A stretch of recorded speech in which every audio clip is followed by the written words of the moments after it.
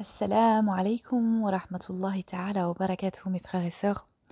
Nous nous retrouvons aujourd'hui pour parler d'un sujet qui me semble aussi important, qui concerne l'équité et la différence entre l'équité et l'égalité. Alors, pour commencer, nous allons voir tout d'abord des définitions, tout simplement. Euh, Quelle est la différence entre l'équité et l'égalité? Donc, la principale différence entre l'équité et l'égalité réside dans le traitement qui est accordé aux personnes. Donc, quand ça concerne l'équité, tout le monde est traité de manière équitable, alors que dans l'autre cas, donc celui de l'égalité, un traitement égal est fourni. L'équité vise à mettre tout le monde sur un pied d'égalité en leur donnant ce dont ils ont besoin, alors que l'égalité distribue tout de manière égale sans tenir compte des besoins individuels. Donc, comprendre le sens de l'équité par rapport à l'égalité. Quelle est la signification de l'équité? L'équité fait référence à l'impartialité et à la justice. Il s'agit d'une approche fondée sur les besoins, où chacun reçoit les ressources dont il a besoin pour réussir. L'équité fait référence à l'impartialité et à la justice. Il s'agit d'une approche fondée sur les besoins, où chacun reçoit les ressources dont il a besoin pour réussir. Qu'est-ce que l'égalité? Donc l'égalité consiste à distribuer de manière égale les ressources disponibles sans tenir compte des besoins individuels. Elle peut créer des opportunités inéquitables donc pour atteindre le succès. L'égalité, elle consiste à distribuer de manière égale les ressources disponibles, voilà, sans tenir compte des besoins individuels. Donc elle peut créer des opportunités inéquitables pour atteindre le succès. Donc après, il nous parle des avantages et des inconvénients de l'équité et de l'égalité. Donc l'équité. Les avantages de l'équité. Elle met tout le monde au même niveau. Elle accorde de l'attention aux besoins individuels. Elle traite tout le monde de manière équitable. Elle réduit l'écart entre les personnes ou les groupes. La situation est analysée de manière adéquate avant de pratiquer l'équité. Bon, ils disent qu'il y a des inconvénients à l'équité. Ils disent qu'elle ne peut être justifiée par la quantité et qu'elle ne peut pas être mesurée en raison de la variation impliquée. Bon, personnellement, ça c'est mon avis et ça n'engage que moi. Pour moi, l'équité, c'est le principe qu'on doit adopter, contrairement à celui de l'égalité qu'on veut nous vendre dans cette société. Donc, pour ce qui est de l'égalité, ils disent que les avantages sont qu'elle traite tout le monde de manière égale, qu'elle peut être justifiée par la quantité, qu'elle peut être mesurée car elle implique le même traitement. Et les inconvénients, c'est qu'elle n'accorde pas d'importance aux besoins individuels, elle ne réduit pas l'écart entre les personnes ou les groupes, et la situation n'est pas du tout analysée avant de pratiquer l'égalité. Donc voilà ce qu'ils mettent. Alors après, ils disent, voilà, le déroulé de ces définitions, c'est juste une base sur laquelle on prend. Ça ne veut pas dire qu'on est d'accord avec tout ce qu'ils disent, hein. Donc, l'équité sans l'égalité. Peut-on avoir l'équité sans l'égalité? Oui, l'équité peut être mieux réalisée sans prêter attention à l'égalité. Traiter chacun avec l'idée de satisfaire ses besoins est la base de l'équité et est mis en évidence dans l'enseignement de l'équité par rapport à l'égalité. Et ce faisant, ignorer l'égalité n'affecterait pas le résultat. Bref, qu'est-ce que l'équité dans la société? Offrir à chacun ce qui lui manque s'appelle l'équité. Dans la société, si une partie de la population n'est pas en mesure de se procurer les produits de première nécessité tels que la nourriture et l'eau, l'équité garantirait qu'elle ait accès à ces produits et l'élèverait à un niveau différent. L'équité est-elle plus importante que l'égalité? L'équité est plus importante que l'égalité si la base est d'être juste pour tous. Donc l'équité, c'est ma petite parenthèse, est reliée à la justice au final.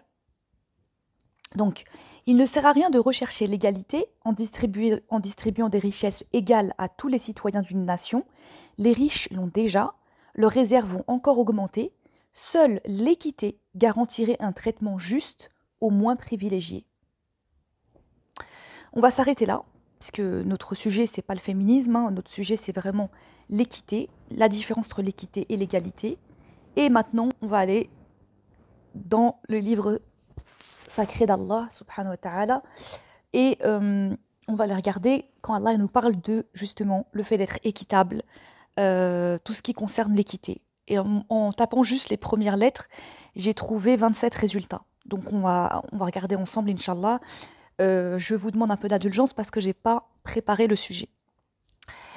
Donc dans Surat al-Baqarah, Bismillah, rajim, Bismillah ar-Rahman ar-Rahim, dans la verset 282, Allah nous dit, donc je vous lis en français, hein, ô les croyants, quand vous contractez une dette à échéance déterminée, mettez-la en écrit, et qu'un scribe l'écrive entre vous en toute justice. Un scribe n'a pas à refuser d'écrire selon ce qu'Allah lui a enseigné. Qu'il écrive donc et que dicte le débiteur. Qu'il craigne Allah son Seigneur et se garde d'en rien diminuer. Si le débiteur est gaspilleur ou faible ou incapable de dicter lui-même, que son représentant dicte alors en toute justice. Faites-en témoigner par 2 témoins d'entre vos hommes, et à défaut de 2 hommes, 1 homme et 2 femmes d'entre ceux que vous agréez comme témoins, en sorte que si l'une d'elles s'égare, l'autre puisse lui rappeler, et que les témoins ne refusent pas quand ils sont appelés. Ne vous lassez pas d'écrire la dette, ainsi que son terme, qu'elle soit petite ou grande. C'est plus équitable auprès d'Allah, et plus droit pour le témoignage, et plus susceptible d'écarter les doutes. Mais s'il s'agit d'une marchandise présente que vous négociez entre vous, dans ce cas, il n'y a pas de péché à ne pas l'écrire. Mais prenez des témoins lorsque vous faites une transaction entre vous, et qu'on ne fasse à aucun tort à aucun scribe, ni à aucun témoin. Si vous le faisiez, cela serait une perversité en vous. Et craignez Allah, alors Allah vous enseigne, et Allah est omniscient.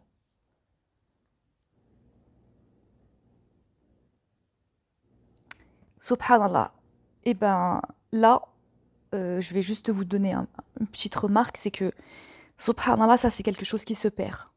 Le fait justement d'utiliser des scribes, des témoins, lorsqu'on fait des transactions, lorsqu'on prête de l'argent ou lorsqu'on emprunte de l'argent, entre nous je parle, hein, à des particuliers, tout ça on ne le fait plus.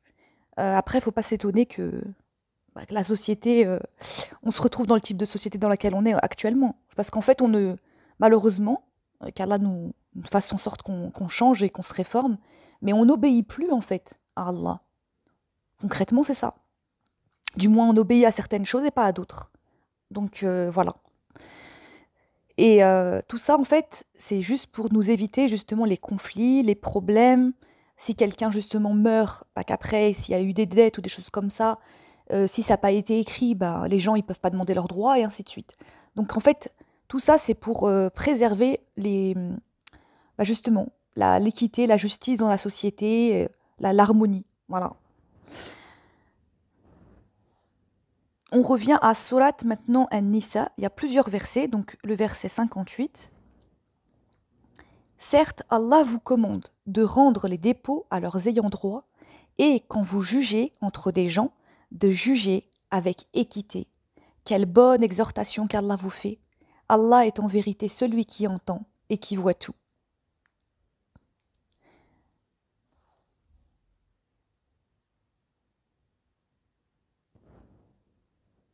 La même sourate, verset 127. Et il te consulte à propos de ce qui a été décrété au sujet des femmes.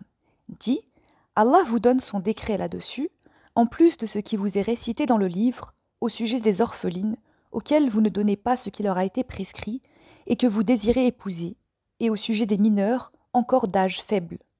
Vous devez agir avec équité envers les orphelins, et de tout ce que vous faites de bien, Allah en est, certes, omniscient.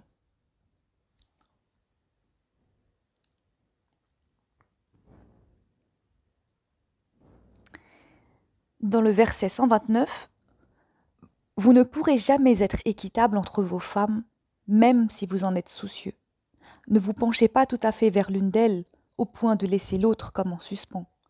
Mais si vous vous réconciliez et vous êtes pieux, donc Allah est certes pardonneur et miséricordieux.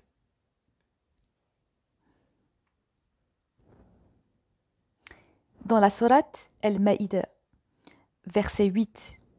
Ô les croyants, soyez stricts envers Allah et des témoins équitables, et que la haine pour un peuple ne vous incite pas à être injuste. Pratiquez l'équité, cela est plus proche de la piété, et craignez Allah, car Allah est certes parfaitement connaisseur de ce que vous faites.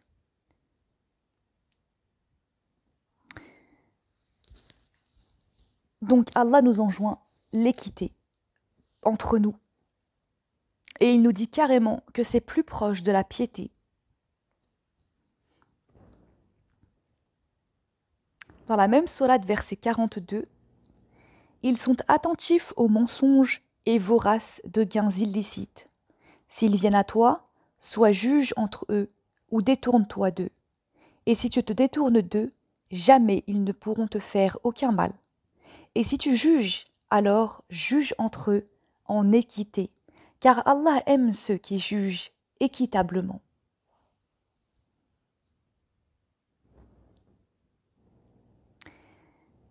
Dans la sourate Al-An'am, sourate 6, plusieurs versets aussi, verset 82, ceux qui ont cru et n'ont point troublé la pureté de leur foi par quelque iniquité, ceux-là ont la sécurité, et ce sont eux les bien guidés.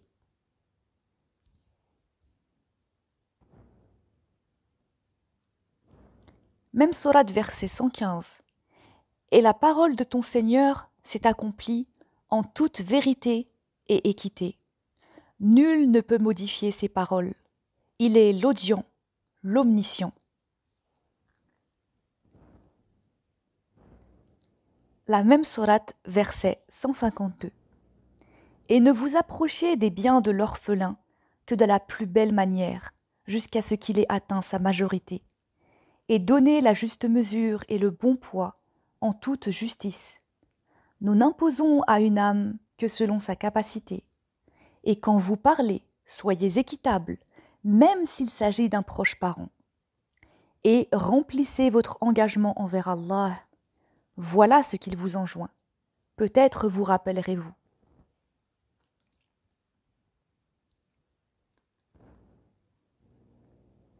Dans la sourate Al-A'raf, sourate 7, verset 8, et la pesée, ce jour-là, sera équitable.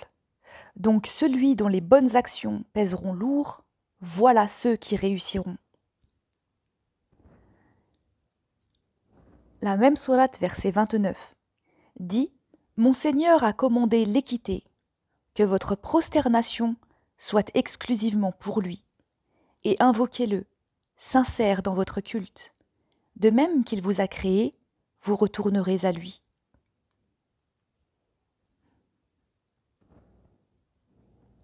Dans la sourate Yunus, verset 4, c'est vers lui que vous retournerez tous. C'est là la promesse d'Allah en toute vérité. C'est lui qui fait la création une première fois, puis la refait, afin de rétribuer en toute équité ceux qui ont cru et fait de bonnes œuvres. Quant à ceux qui n'ont pas cru, ils auront un breuvage d'eau bouillante et un châtiment douloureux à cause de leur mécréance.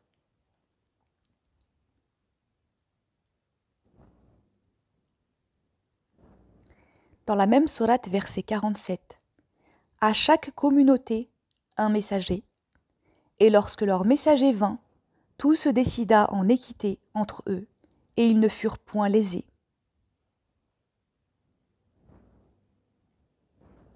Verset 54 de la même sourate.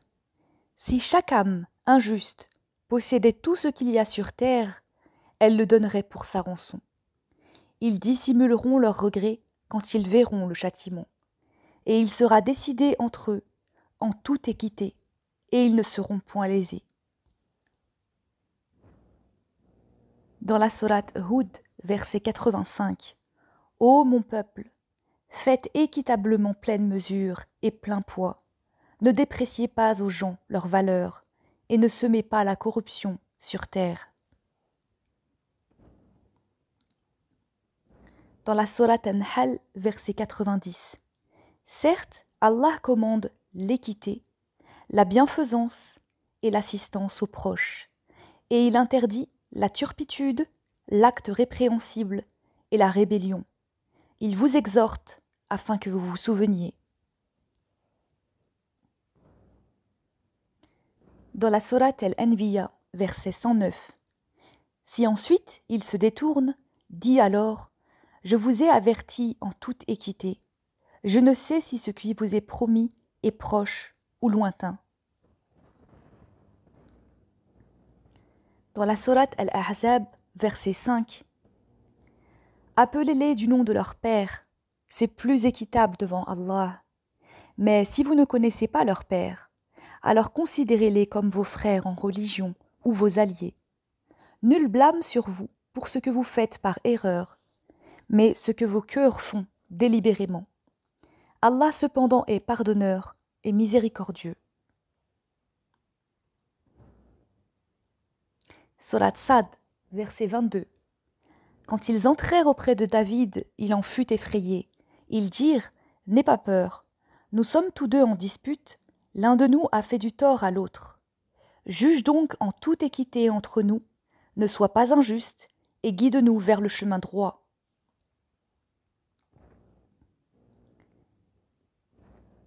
Dans la même sourate, verset 26. Ô David, nous avons fait de toi un calife sur la terre. Juge donc en toute équité parmi les gens, et ne suis pas la passion, sinon elle t'égarera du sentier d'Allah. Car ceux qui s'égarent du sentier d'Allah auront un dur châtiment pour avoir oublié le jour des comptes.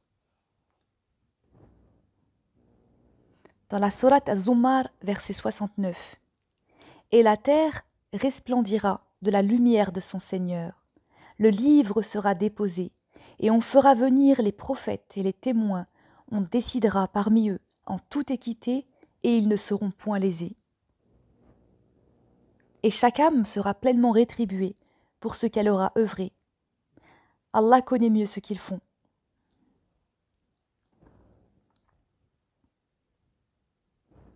Dans la même sourate, verset 75.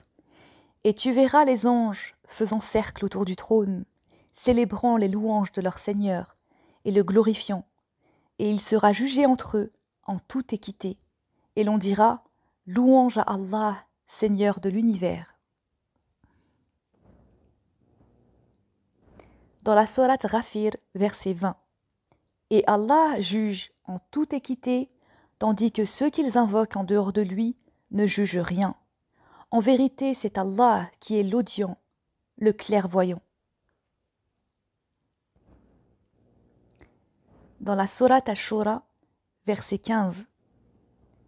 Appelle donc à cela, reste droit comme il t'a été commandé, ne suis pas leur passion, et dis, je crois en tout ce qu'Allah a fait descendre comme livre, et il m'a été commandé d'être équitable entre vous.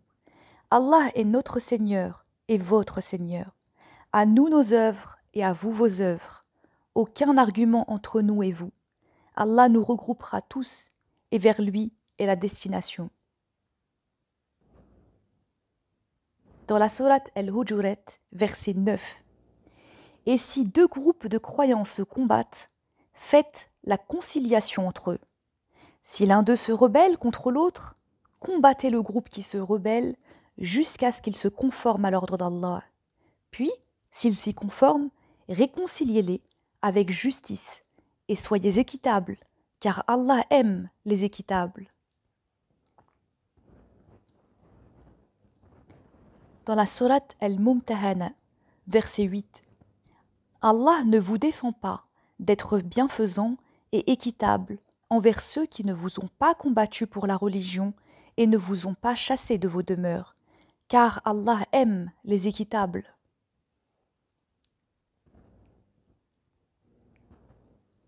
Et dans la sourate An-Naba, verset 26, on va plutôt prendre à 25, hormis une eau bouillante et un pu comme rétribution équitable.